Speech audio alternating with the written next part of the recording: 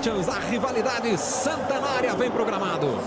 Valendo a taça do campeão paulista de 2018. Palmeiras tentando voltar a ser campeão paulista depois de 10 anos. O Corinthians em busca de um bicampeonato que não conquista há 35 anos. Com a sua alegria, com o seu otimismo, apita o árbitro, a bola tá rolando para o Campeonato Paulista. Tenta ir pra cima, passou pelo Antônio Carlos, invadiu a área, tocou pra trás, Rodriguinho!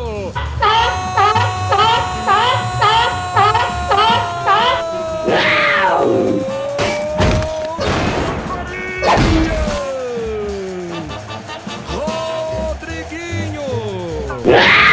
Minuto e meio de jogo, Corinthians empata o confronto e sai à frente.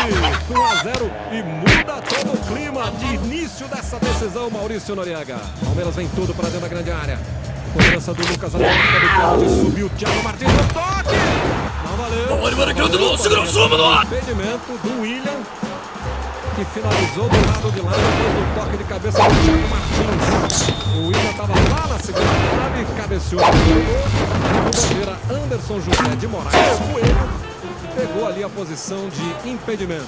Fez a abertura, agora o Rodriguinho. Ele devolve bem ali no Michael. O Michael faz o gol, essa coisa toda, mas o jogo... Passe aqui em direção ao Rodriguinho. Por isso o Marcelo apareceu.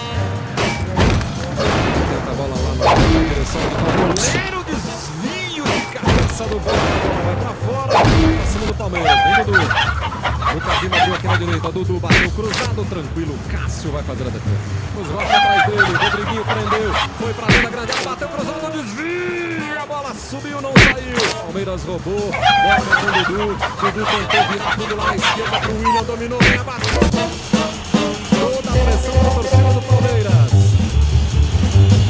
Tá autorizada a cobrança do Maicon.